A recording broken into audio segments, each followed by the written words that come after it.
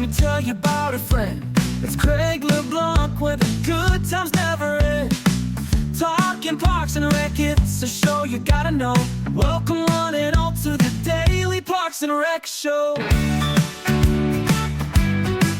It's the Daily Parks and Rec Show. I think going to conferences and like being taken to my first conference was like a huge like turning point in my career, and kind of realizing like the impact. Getting to see all of these people come together who are all like dealing with the same things and working on the same like similar things and just trying to make their communities a better place is like really just like such a rejuvenating. Hearing the stories and like things that people are doing in the field and how much impact they've had, and it's just like super inspiring. It's still super inspiring to me. Welcome to the Daily Parks and Rec Show. Today, we're shining a spotlight on the City of Fairfax Parks and Recreation Department, a passionate, community-focused team committed to creating accessible, beautiful, and eco-friendly spaces for everyone to enjoy. With 279 acres of parkland and 21 plus miles of scenic trails, Fairfax is packed with activities, programs, and events that bring people together and enrich the community. Whether it's seasonal highlights like the Fall Festival and Holiday Craft Show, or year-round offerings like summer camps and diverse classes, Fairfax has something for everyone to enjoy. At the heart of it all is Katie MacCammon, Recreation Manager and Certified Park and Recreation Professional. Katie oversees key programs, including summer camps, and leads her team in creating enriching experiences for residents of all ages. In addition to her local role, Katie serves as the chair of the NRPA Young Professionals Network, YPN, where she supports the next generation of leaders and builds strong connections within the parks and recreation sector. In today's episode, we explore how Fairfax's parks and recreation programs, led by professionals like Katie, strengthen the community and contribute to the city's vibrant lifestyle. Let's dive in. All right, we are live with the Daily Parks and Rec Show. Our Friday edition is specifically geared towards young professionals, aka YPN.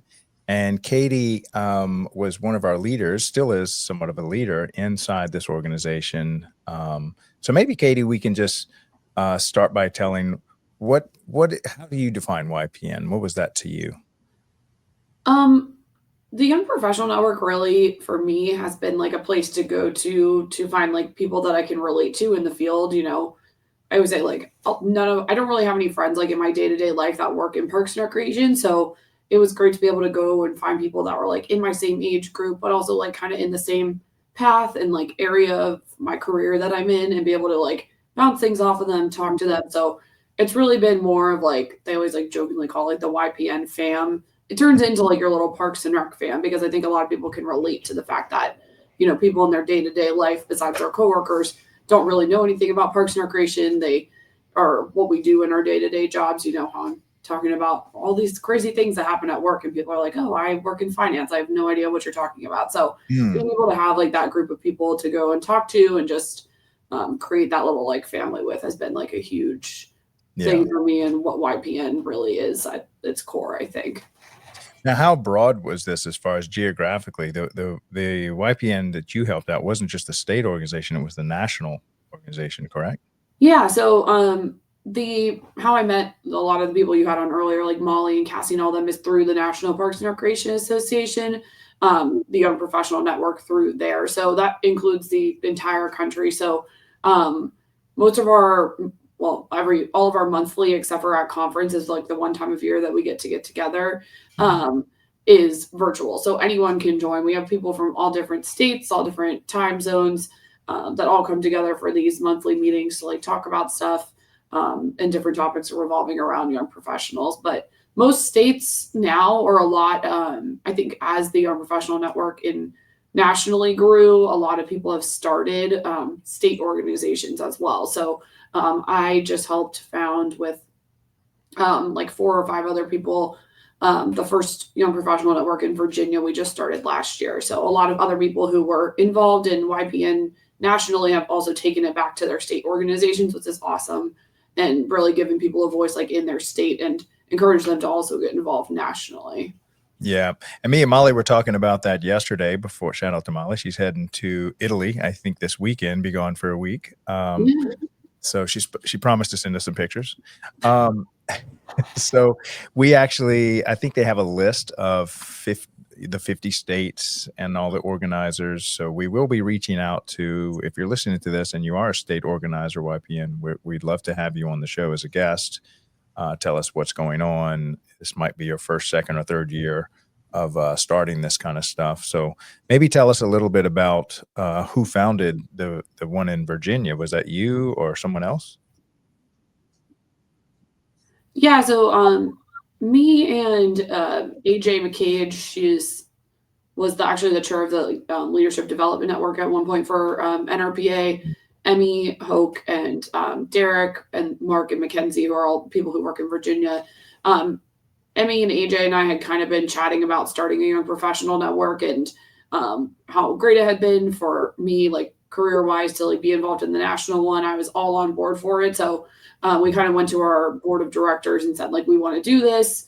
They basically gave us like the outline of like what they needed for us to like put together to create a resource group within our state organization. So we kind of just all sat down, got together, kind of put together like what our mission is as an organization, and kind of rolled from there and started to like gain interest by doing monthly meetings, similar to how the National Parks and Recreation Association does, but also doing stuff at our conference, which is usually in the fall for Virginia, and other things like that. But it really was just a group of people who got together and said, like, this would be a great resource for people in our field. In Virginia, and I don't know if this is like nationally, there's a lot of like directors and people who are like retiring now around this time period. So it's really like there's been a big uptick in people who are like in their late 20s and early 30s, like stepping into more leadership positions. So I think it's given like a really good spot for people to like get together. We're still growing and, gaining more members and stuff like that, but we're trying to get people encouraged to join so that they have a place to, like I was saying before, like really relate to the people and like where we are in our careers and stuff like that, and be able to help each other as we grow. But eventually, hopefully, the goal is a lot of us will be the directors who are leading that department, and we'll already have this foundation and network of people to kind of like lean on and work with in the state as well. Not just like nationally, but like in our area, in our regions. Yeah, I love it. So to all people that are involved in any version of YPN, either at the state level or national level, we're going to host a space every Friday, 12 noon, for you guys to come and launch anything y'all are doing in person or anything y'all are doing online, or any updates y'all would like to give us. Just reach out to me, mostly on LinkedIn. And this is y'all space. So my job is to, on the back end, do all the technical side, create the little YouTube, go live on all the platforms, and just host the show. But this really is y'all's show, y'all's voice. Do with it as you will. Just let me know what we can do to assist. And we promise to just press go live every Friday, 52 times a year. We'll help you try to find some people to fill in all those spots. Yeah. Oh yeah. So maybe tell us about the monthly meetings for the national one. It's you said every third Tuesday, is that correct? It's the third Tuesday of the month, for the National Parks and Recreation Association. So kind of how they decide the topic meetings is really, like I said, the one time of year that we all get together is at conference, which is awesome. And we usually get like anywhere from like 50 to like 80 people sometimes have been in the room that are all young professionals that come to like our kind of like our work session where we decide like what we want to talk about this year and like specific topics. So we really try to focus them on things that like affect young professionals. So like they'll do some stuff that's like resume building, like getting your CPRP, things like that, but also things like grant funding and like how to go about finding grants and leadership and like all of that kind of stuff. So people kind of give ideas, they put together, we'll combine some ideas together into like one meeting that feels like it's right. And then try to, put those together. And then it's up to like the board of the Young Professional Network, which Molly is the chair of right now. I was the chair 2 years ago. And so Cassie's the past chair this year. She was my incoming chair when I was chair. They all kind of work together to find people to talk about these topics that are experts in their that area. So sometimes people reach out to us. We usually put the like topics out there and say like, if you want to talk about this, we'd love to have you if you feel like you have the like knowledge to give to people and want to share it. But also sometimes it's, tracking down people, it's sending emails, phone calls, calling up like mentors that we have and asking if they know anybody that is, kind of in this area. Because some of the stuff is stuff that young professionals can talk about to each other, but some of it also is nice to have like a voice of a more seasoned professional to come in. So reaching out to like people who we have as mentors also to kind of help fill in those spaces. But that's one great thing about NRPA and like the Young Professional Network is like, it's from where it started, the people who really started it, it's a very well-respected group within NRPA. And like people are always very impressed at like how much they do and stuff. So they're more than willing to come and spend like an hour of their day talking about, whatever it is, like budgeting or finance or, resume building and like what they look for like as a director when they're hiring someone, things like that. So whatever the topic is, we've been able to get a lot of really great speakers because of the foundation that was built for YPN and how respected it is in the National Parks and Recreation Association. Yeah, that's good. So maybe let's go back a little bit into your personal journey into Parks and Recreation. Did you come from the park side, the athletic side, or just the park rat, or which journey did you take here? I was a camp kid. I went to camp every summer, and I loved it. I obviously did not know as a child. It did not even occur to me until honestly after I graduated college that like it was someone's job to like plan and do these things. I've always been like a planner. Like I'm always like the mom of my friend group that's like planning all the activities and things like that. So the transition into like what I do as my job really was like no shock to anybody, like now that they know what I do. But so I really am more on the recreation side of things. So after I graduated college, I majored in sports administration because I love sports. I'm a big sports person. I wasn't really sure what I wanted to do, but I had been working at summer camp that I actually went to as a kid. And now I run those summer camps. And I needed to do an internship to graduate. And I was like, someone is planning these summer camps. Someone's planning these special events and all these things going on in my city. Like that would be a fun internship to do. So I reached out to them. And then honestly, I just kind of fell in love with it from like pretty much day one. They were like, here's all the stuff we need you to start doing. We hit the ground running on like events and things like that. And I worked in special events for a few years. I've done cultural arts. I do marketing. I've done some admin stuff.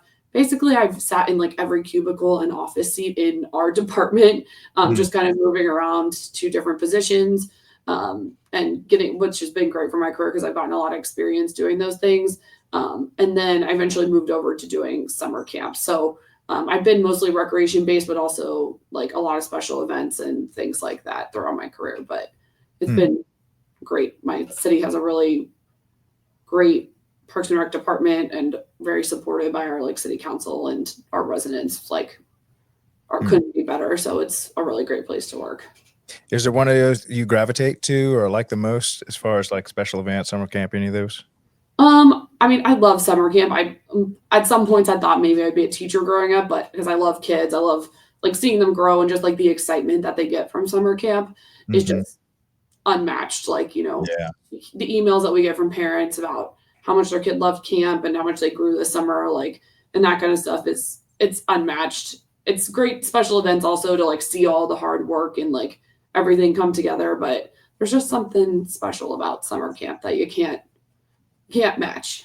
Now, in hindsight, I know you're out of school already and into the workforce here, but as a student, is there something that you wish you would have been exposed to or would have had more in Parks and Recreation? I guess I really just like now I'm realizing that like people maybe don't know that it's an option to get into. Like there was actually a very large Parks and Rec department at the college that I went to, Radford University, but I just really didn't know that it like existed until I was already like well into my career. So like I think now like when people come to me, especially like I think I mentioned to you before we started that I have like 75 staff that work for me during the summer at our summer camps, and a lot of them are college kids, and then they'll start to be interested in being like, oh, this is like your full-time job. So I've been trying to really as like a young professional, explain to them what my job is. Like, this is an option. This is something that, like, if you wanted to get into doing, it is a thing. But I guess I just really didn't even know that, or like put together, I guess, that all those years I worked at summer camp and went to summer camp, that like it's someone's full-time job to like do all of those things and like be in charge of those things. So I think now when I get the chance to go and talk to students, and I've gone to, college classes and things like that, to like talk to them about what I do for my job, just to make it clear that like this is a career path that you can choose, and it can be a very rewarding, and it is a very rewarding job to get into. And I think now more than ever, it seems like younger generations are really leaning in towards like more fulfilling career paths, rather than just like trying to find a job where they're going to make the most money. So I think that the young professionals that are like coming into the field now are like really going to rev up even more than we are currently. Yeah, I'm glad to hear that statement right there, that they're looking for more fulfilling career paths, because you really want to choose a job that gives you energy, not that drains your energy. Otherwise, you're going to look at that paycheck and it's going to seem worthless compared to the time that you can never get back. So I'd hate to see kids go and put 30 years in an industry hoping to do something impactful after retirement, when you could be doing something every day that's impactful. Definitely. Matt, I'd love to get a panel of, your staffers, I guess you could say 4 or 5 of them. Maybe we can just have a panel around that. So anybody that's actually, like Katie, or that has interns, or that has summer camp staffers, those are the kind of people I think we want to get on the show, so that we can maybe raise awareness at that age that absolutely is a career path. I think that would be a good usefulness of this exact Friday show. Yeah, I feel like we can definitely find some summer interns, and that we can maybe get together like from different areas and just hear, every internship is different, which is like really cool. Like in our department, a lot of our interns are focused on like special events, because that's where we need like the extra help during the summer. But I also think, coming from like a special events background, which is like kind of my first like full-time job in Parks and Recreation, it does give you like a really good like starting point for like any branch that you might want to branch off to into Parks and Recreation, because there's so much that goes into special event planning and like emergency management and all of that stuff. How so? Can you maybe give us a little more detail, or say more around how special events is so, has so many variations, and and these things last a super long time. It's not just the day of the event. These things are planned sometimes a year in advance, or many months in advance. Yeah. So in my city specifically, like we have a lot of very large special events. We have a fall festival. The population of our city is like 26,000 people. Like about 20,000 people come to this event from like all over the area. So, but we also have really small events where it's like, maybe like last night they had a teen glow in the dark egg hunt, which has like 65 people. So you're getting to work in like with a bunch of different types of populations. Like we have events that are like more focused on like the senior population, some that are focused on youth, and then there's the adults in general. But you're really getting like the basis of like budget management, like just general planning, which I think can go into like, any kind of like program planning and things like that. If you wanted to get more into like youth or adult programming or senior planning, you're dealing with like a lot of emergency management stuff, especially with like larger special events. There's a lot of safety measures that go into that, which I think has helped me now a lot when I'm like dealing with kids and like summer camp and stuff, and being more aware of like all of the circumstances and things, because I got that basis from special events. So there's just like a lot of different things I think that can feed into other parts of the field from special events that I thought was a good career path that kind of gave me a good solid like base for growing and moving into different areas. Now, if you could give maybe a tip to people like yourself, like Molly, since you're so close to, just recently being in this category, what are the tips are reaching out, connecting to students, to people that are, in that stage you're talking about? I mean, I think the great thing about this field is like everybody who works in Parks and Recreation is just very willing to help.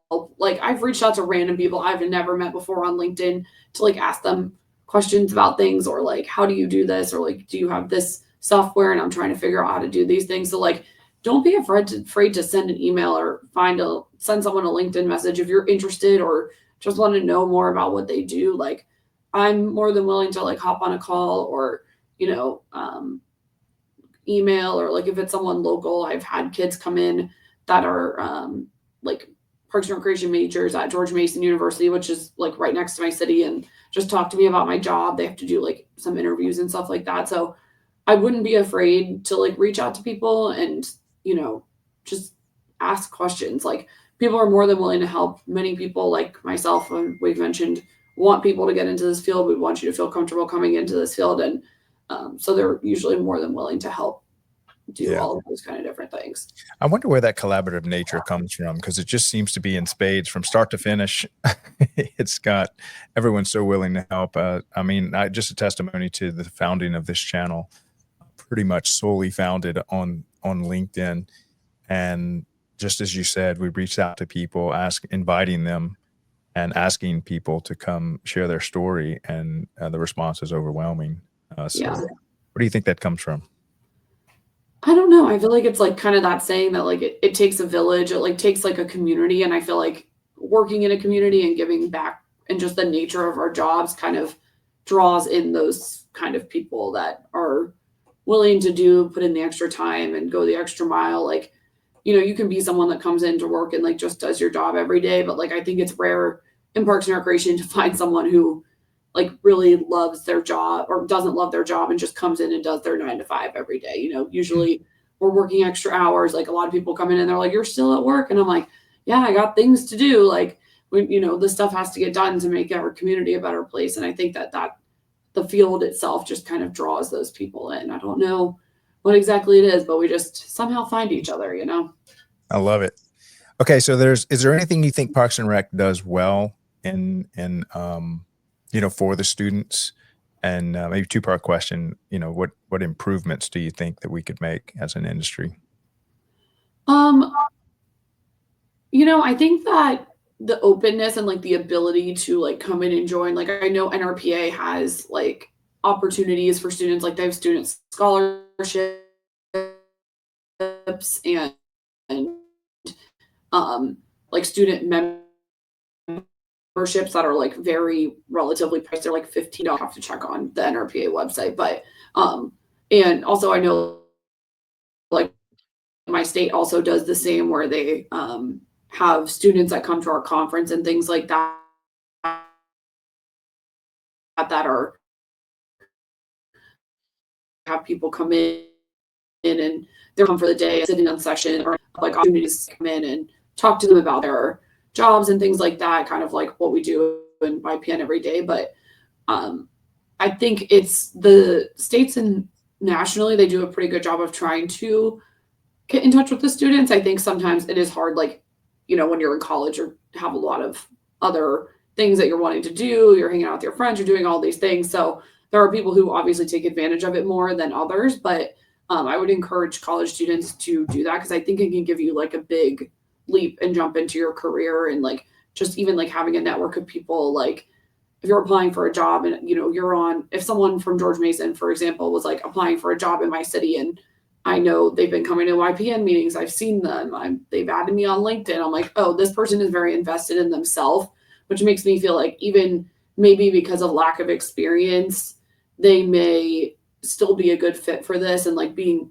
willing to give people a chance a little bit more who have a lack of experience. Because it is one thing with Parks and Recreation, is because people love their jobs so much, like it's rare that people leave their job. So it is sometimes harder to find a full-time like job.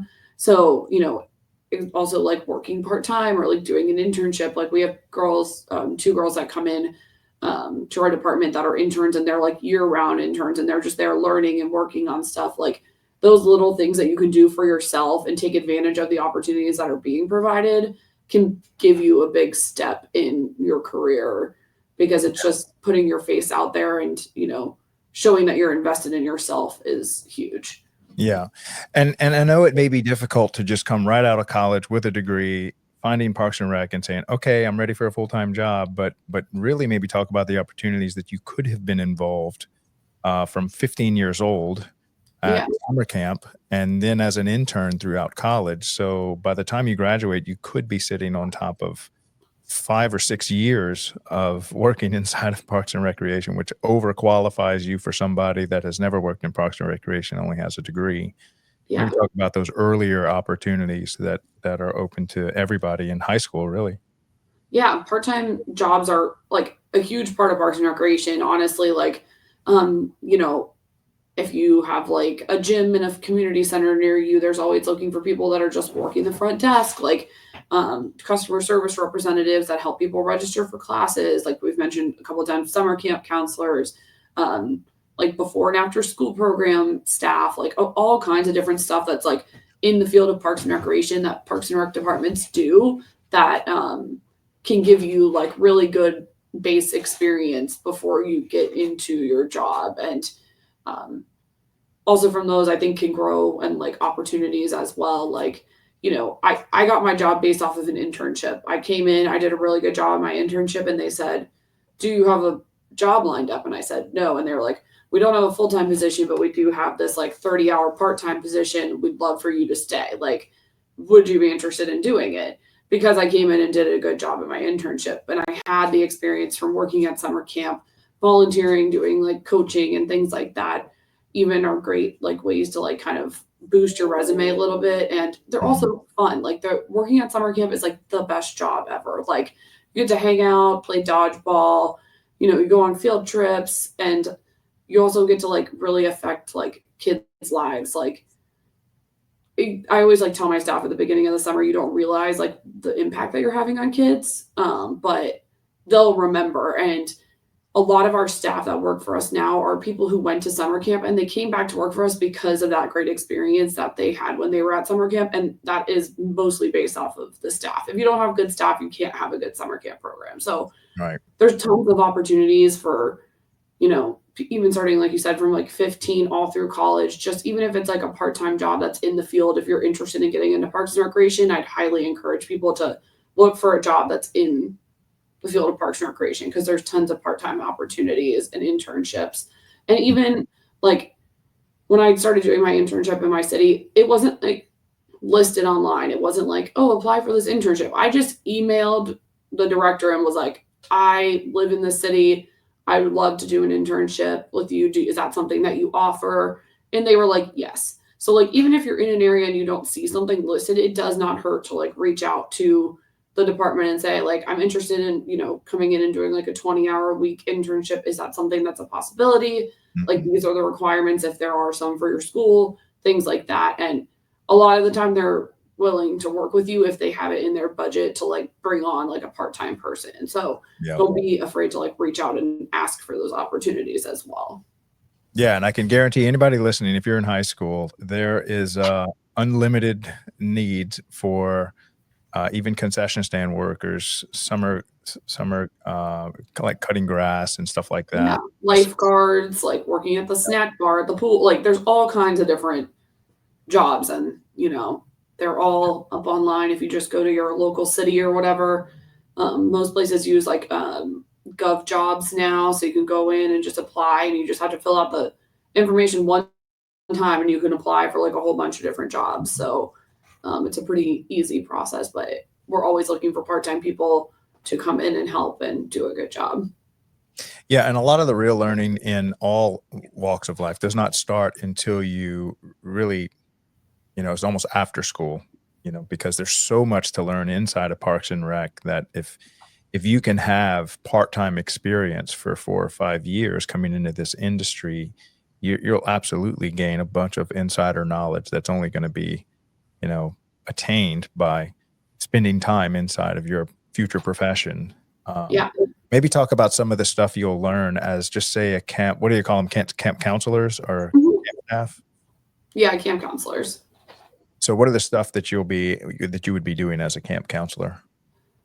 So for our camps, for our like day-to-day staff, obviously like people management is like a huge thing that you're going to use in like any job. So you're dealing with smaller people, kids, but managing kids is like a very difficult task. So learning the skills to be able to manage kids, plan activities.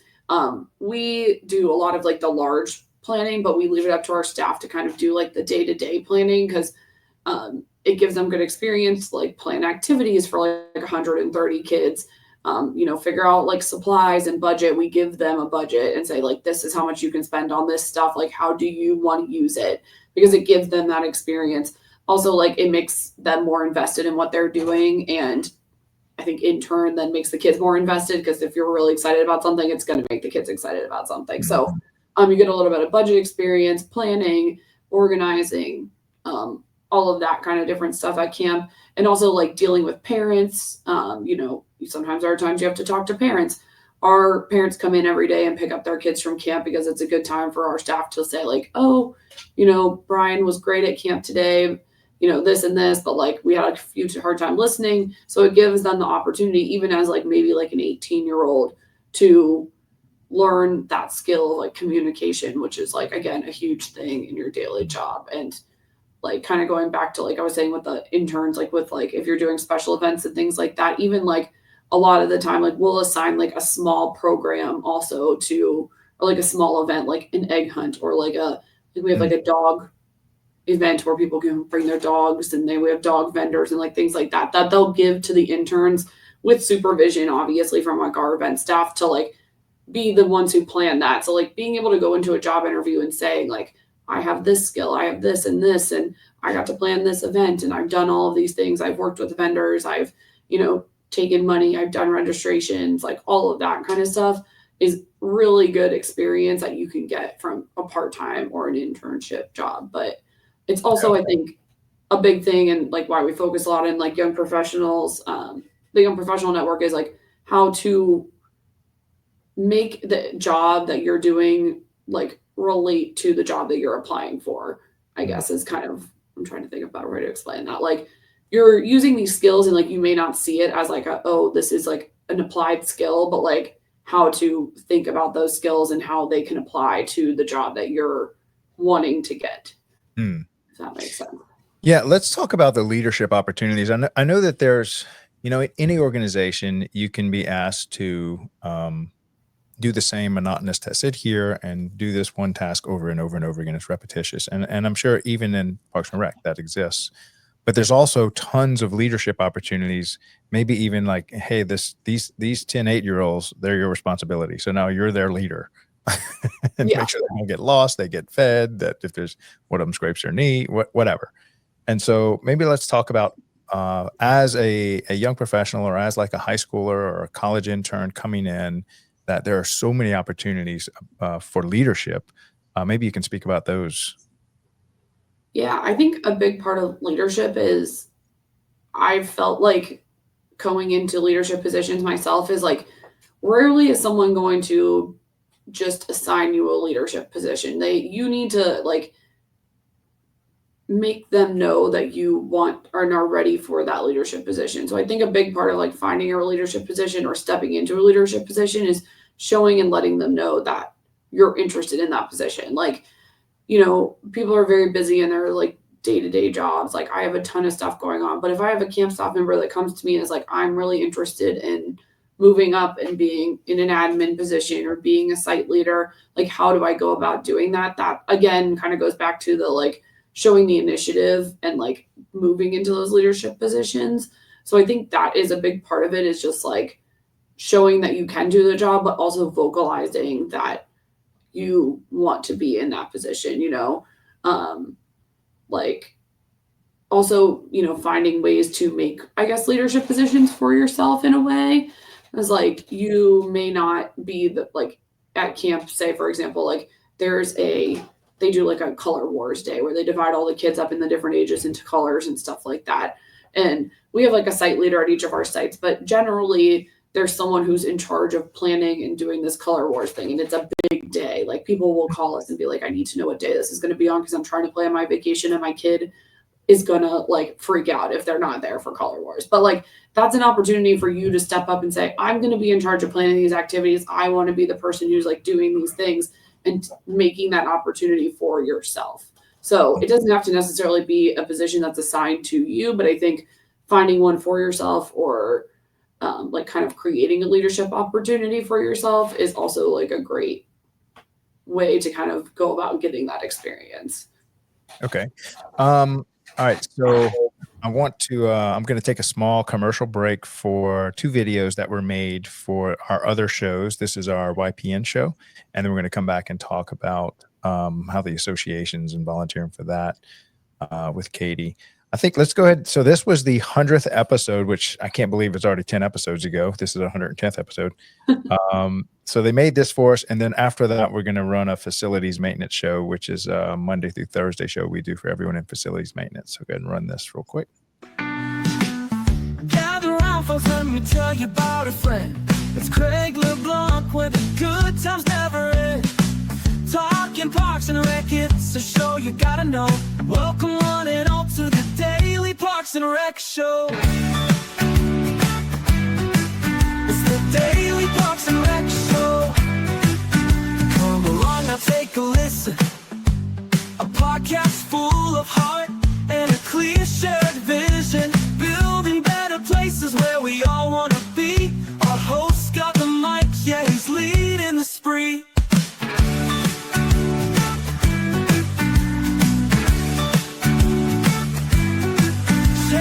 Stories and the joy these brings. We're stronger together like roots that intertwine. Parks and Rec lift us, let's give them sunshine. Grab your headphones, pull up a chair. Craig's talking people who truly care. Your neighborhood's heartbeats, laughter and play. Tune in and hear it, the stories they have to say. It's the Daily Parks and Rec Show.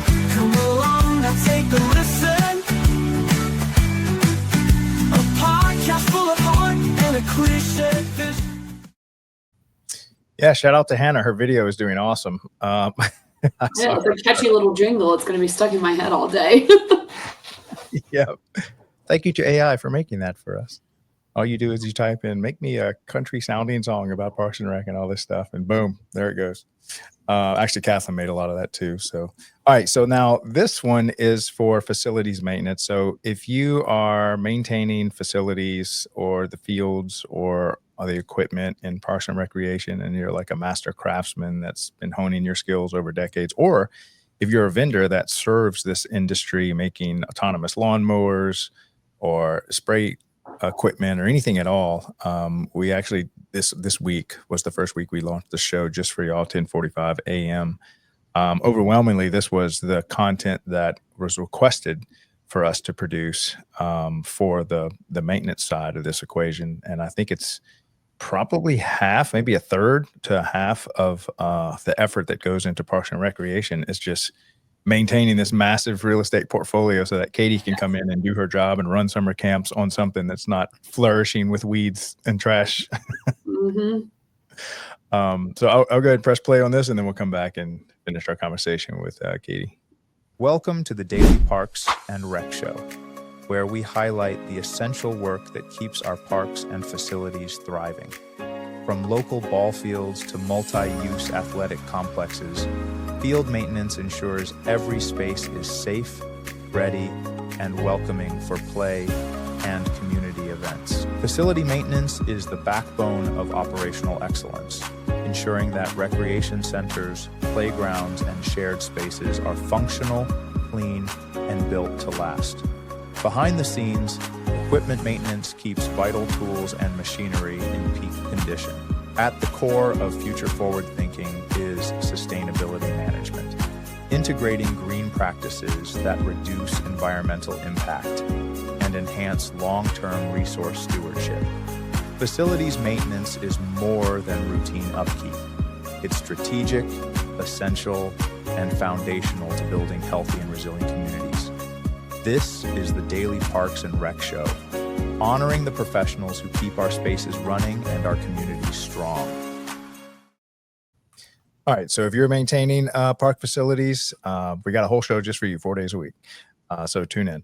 All right, so let's talk about the associations. I remember when I first started going to associations, there was a ton of, or just seemed more college kids interns that were brought by almost every agency. They they'd show up with their director, assistant director, maybe 4 or 5 people and one college kid. And so that's how I met a lot of college age kids that were looking to come into Parks and Rec. Maybe talk about how attending some of these state associations is a good idea for someone looking at this industry. I mean, if you have the opportunity and someone's willing to bring you, I would 100% take advantage of that, even if maybe you have to pay like a little bit of money to go. Generally, I think across most, in Virginia and a lot of other states, they try to keep the cost for students like way, way, way down compared to like what a professional is paying. And what's great is also a lot of people have young professional pricing because they know we're, young and maybe aren't making as much money. But right. I think going to conferences and like being taken to my first conference was like a huge like turning point in my career and kind of realizing like the impact of what Parks and Rec has and does for people. You see it in your daily community and like what you're doing when you're like at work, but getting to see all of these people come together who are all like dealing with the same things and working on the same like similar things and just trying to make their communities a better place is like really just like such a rejuvenating and like inspiring thing. Like for me now as like a professional who's been in the field for a little bit, like it's very rejuvenating to go to conference. Like, you can get run down a little bit in any job that you do, you're giving a lot of time and whatever. But I think as a like intern or like a person coming into the field, going to those conferences and just hearing the stories and like things that people are doing in the field and how much impact they've had. And it's just like super inspiring. It's still super inspiring to me, but you're getting to go and sit in on these sessions and like learning about the field and what people are doing and, just really learn about like what you're going to be, but also kind of getting to a glimpse into the community that you're going to be a part of. Because I think statewide and nationally, like no matter what it is, like Parks and Recreation, people are a community and like we lean on each other a lot. And I think that that's such a great thing for people to get to see before they get to come into the field, because it makes a big difference, I think, to know that there's other people who are there and they're willing to help. And I think also usually at conferences, I know in Virginia we do it, there's a lot of opportunities that are set up specifically for students. They want you to be there. They want you to be a part of things. So there's like a whole team of people that plan our conference that are setting up opportunities just for students to be involved and to give them the experience that they should be getting at a conference like that. Now, have you attended any of the national conventions?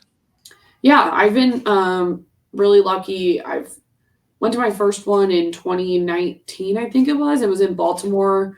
There wasn't one in 2020, but I've been able to either get like a scholarship for some of the time I've gone or volunteered at NRPA. You can, which is a great way to like get to go to conference for free or at a lesser cost. You can volunteer to be a room host in session. So you still get to go to sessions, get the CEUs.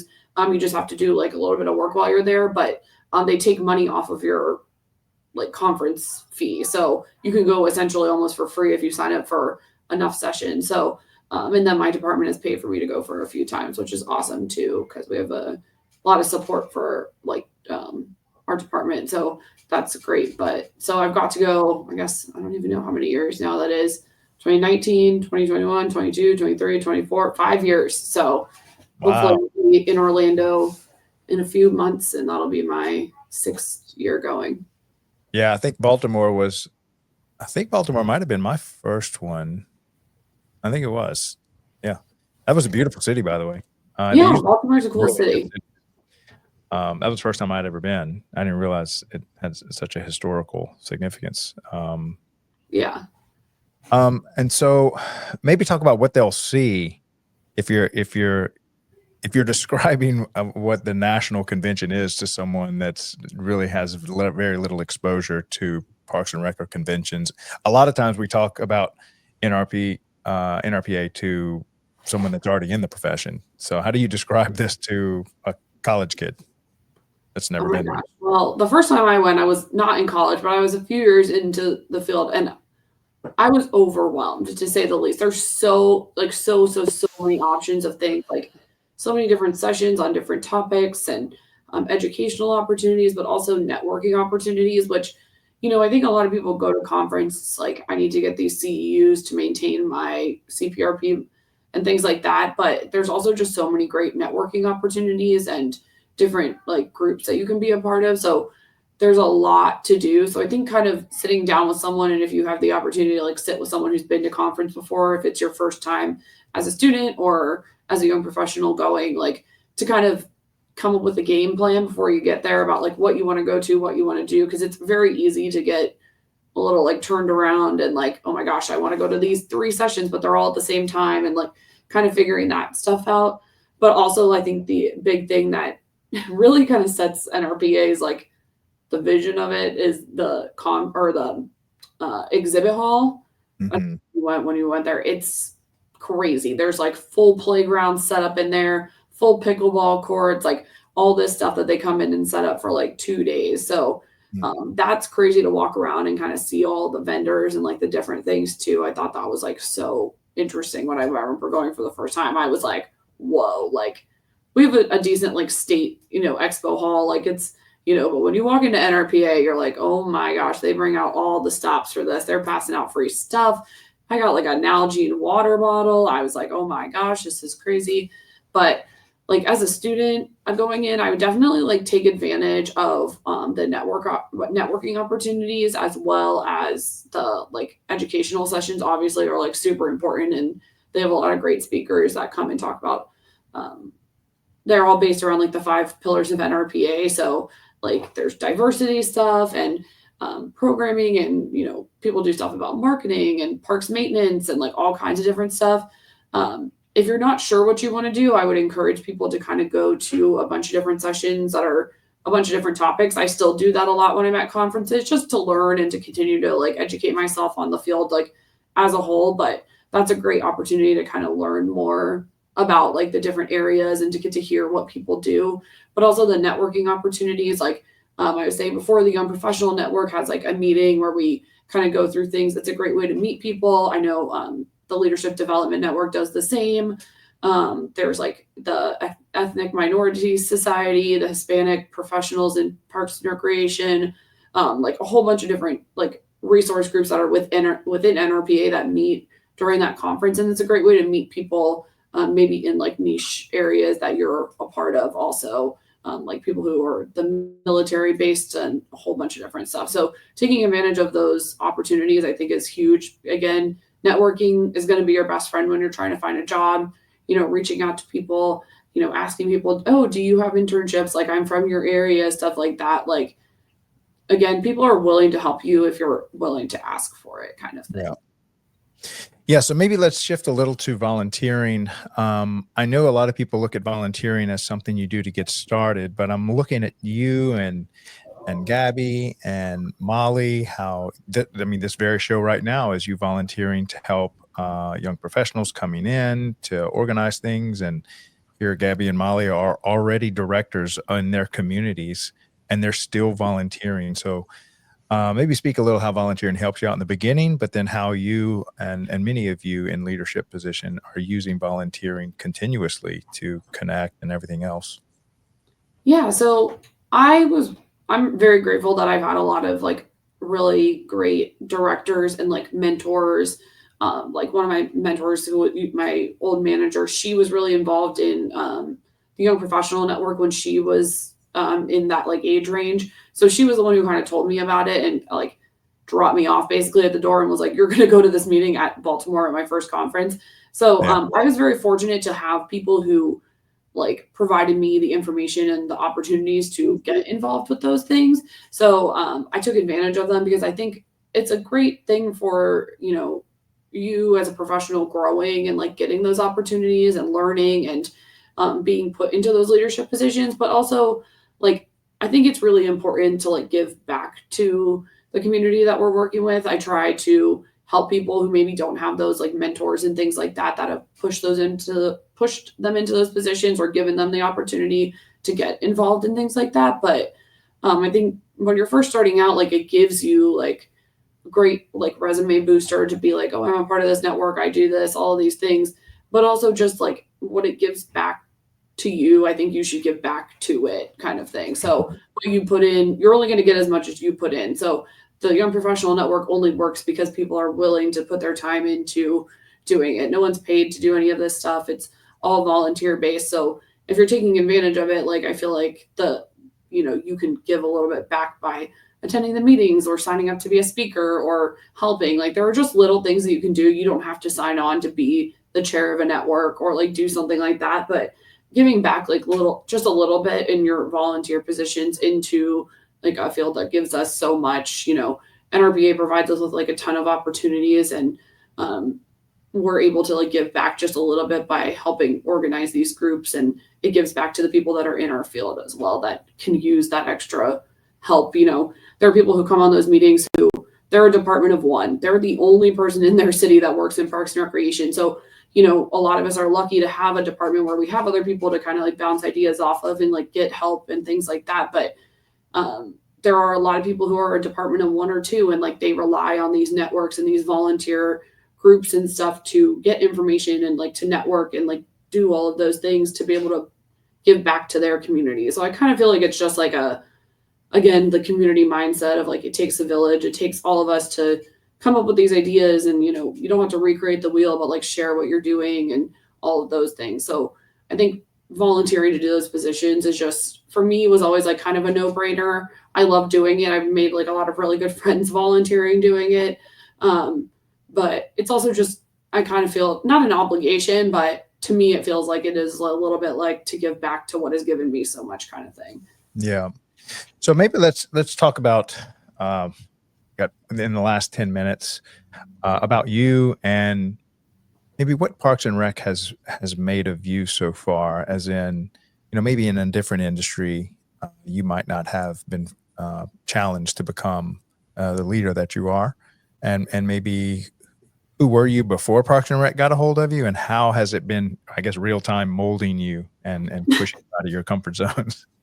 So I guess I will start with I am an oldest daughter, so I have always been in charge and been the responsible one my entire life, and like been the planner and done all the things and gathering my sisters and like all that stuff. So I think really my personality kind of was the perfect fit for Parks and Recreation and a lot of like what we do. So, but I really think that just Parks and Recreation has made me a more like community minded person, and like really just a more thoughtful person. It's easy to kind of go about your day-to-day life and like not worry about other people and not be concerned about, what's going on in your community or what's going on, in your area and things like that. But I think being a part of Parks and Recreation has given me a more, like I said, a community-based mind where like it's important to me to make sure that other people succeed. It's important to me to like help out where I can or to give back to things like doing the volunteering. And I think that the Parks and Recreation community really like is that in a whole is just like, it is truly a community of people, and the people who work in Parks and Recreation are caring and thoughtful people. And I think that, not that I wasn't before like a thoughtful person, my mom has always like volunteered. She's been the PTA president, who knows how many times. Like, I'm pretty sure she stayed the PTA president like in between like year when like me and my sisters were like a year apart in school, and we weren't in that school just because it was like, it made more sense, even though none of her kids went to that school at the same time. So I was very much like raised that way, but I think that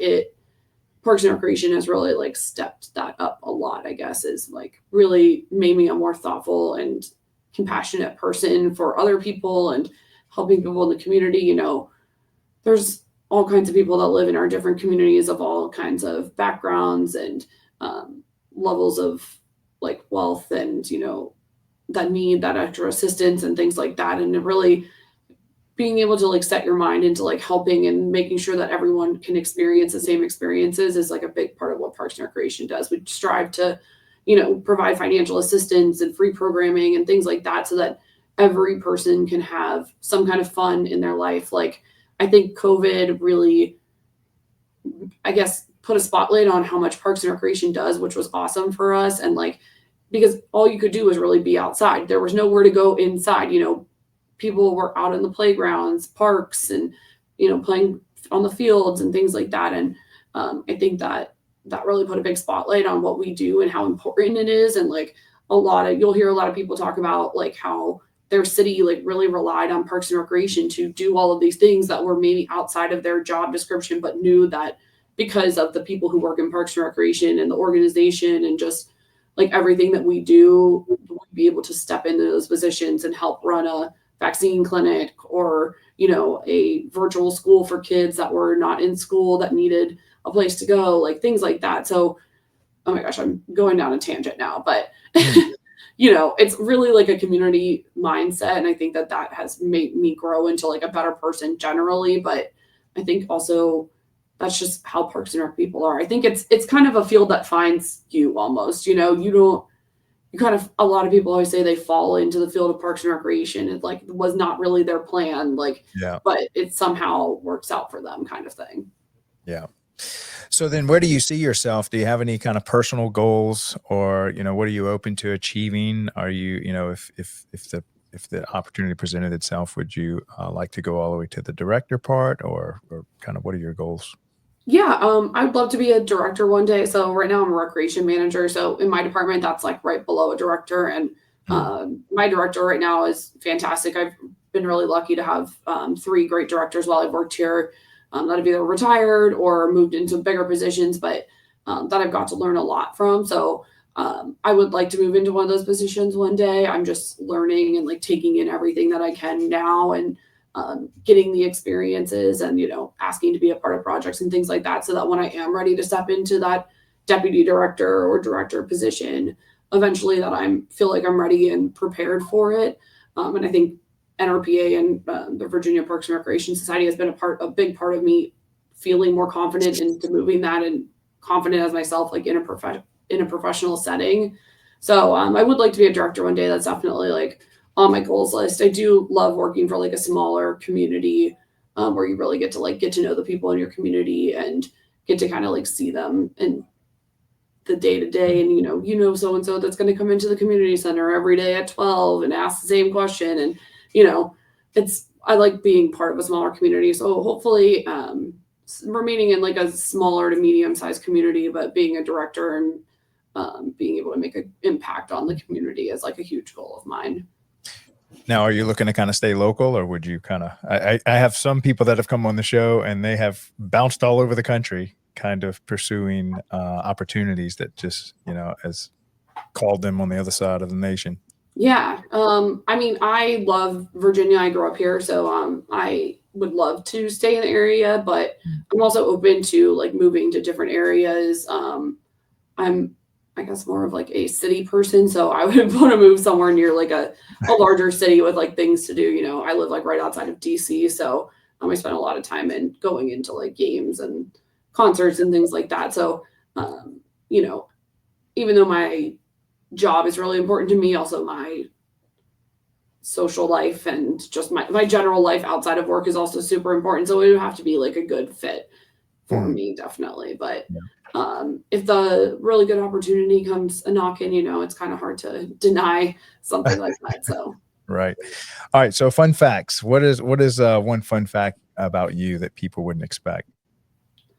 oh gosh, would not expect. I don't know. This is the problem. I'm kind of an open book. I'm a yapper. Everyone always laughs at me at work conferences, especially at NRPA. I always lose my voice after like the first day because I cannot shut up sometimes. So I don't know if I have anything that's like a super hidden fun fact about me, I guess. Oldest sibling, oldest sister of how many? I am the oldest sister. I have 2 younger sisters, and I have I'm also the oldest grandchild, so I have about like 15, 18 some odd cousins underneath of me that are all the youngest. So, or I'm the oldest of also. So I've always been in that like kind of oldest child, like, Yeah. you know, mindset, which I don't know. Do you have siblings? Yes, I do. And I also have a pile of kids. So I understand the, Yeah. It's somehow like the oldest always seems to be the, you know, the leader of the pack kind of thing. So, yeah. Yeah. My oldest is that way as well. She's of course, with a lot of girls, they all kind of assert themselves as the boss. It seems like at least my girls do. Yes, my poor father has just been bombarded by women his entire fatherhood. So I feel his pain. All right. So do you have a favorite park, sport, go to relax, anything like that? I guess like my I like to just go on a walk like through, well, not so much this time of year in Virginia because while it is beautiful, there is a lot of pollen out there and I've been dying from allergies the last Oh, few yes. weeks. But I understand it. yeah, so I love to just go for like a walk and like a trail, and kind of just, put some headphone in. I always only wear one headphone for safety reasons. If anyone's out there, it's always good to be aware of your surroundings, but Mhm. just to kind of listen to some music and relax and just take a walk after work. And there's a great trail like right across from where my community center is that I'll, if I'm don't have like a meeting during lunch or anything, I'll go and take a walk on. So just kind of unwinding and relaxing, I think, is a big part of kind of just like winding, getting away from the workday for a little bit. So, but Mm. I love to go to like a sports game. Like I said, I'm a big sports girl, so I'm right outside DC, so I'm able to pop in and go to a Nationals game or a DC United game or something like that. So not directly Parks and Rec related, but still in the sports Mm. realm. All right. So best and or worst piece of advice you've ever gotten? The best piece of advice? Oh, it's right here on my wall. Let me read it so that it's a quote that's one of my old supervisors told me. It's a I love Richard it. Branson quote. And it's, if someone offers you an amazing opportunity and you're not sure you can do it, say yes and then learn how to do it later. Oh, yes. So say Yeah. more about that. How does that apply to your life? I think there's been a lot of, I'm a very thorough researcher on things. So like, I guess one big example is when they asked me to be the like chair of marketing for the Young Professional Network. Like at that first conference that I went to, I was like, oh gosh, sure, yes. But I was like, I don't know anything about this group. Like I'm not even in the like Facebook group for it. Like I have no idea because I didn't really know that much about it until my supervisor, who had just become my supervisor, told me about it. But I said yes, and then I did a thorough deep dive. I did all my research. I found out, asked questions, did all that information together, and then kind of put together a plan. And everyone was like, "Love it, let's go with it." So, just even like little things like that. Like you don't always have to know everything to go into an opportunity. It's just being able to put the work in and being willing to do it. I think is the Mhm. biggest part of it. But yeah, Yeah. if someone's giving you a great opportunity, you don't want to turn that down. Yeah, I'd love to say a little bit more about that because I guess I'm certified to do electrical work as a master electrician.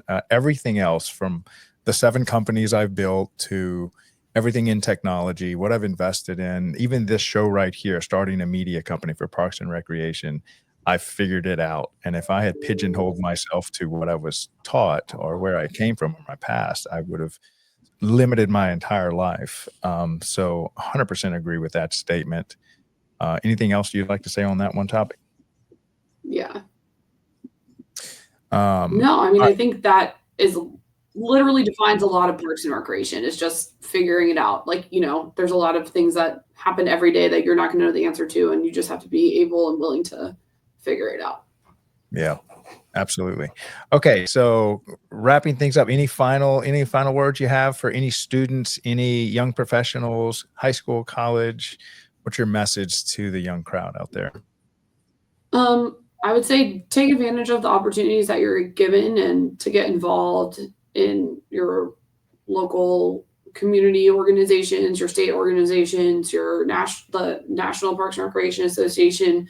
I don't think you'll regret it. I think it's going to be a great opportunity for you as a professional and will help you grow a lot. And I think anyone who's involved in any of those groups would say the same, that it's had a big impact on their life. So you have to put in, work to get out what you want, but Mm, um, it's definitely worth the opportunity and to look for those opportunities and don't expect them to find you, like go ahead and go out there and look for them for sure.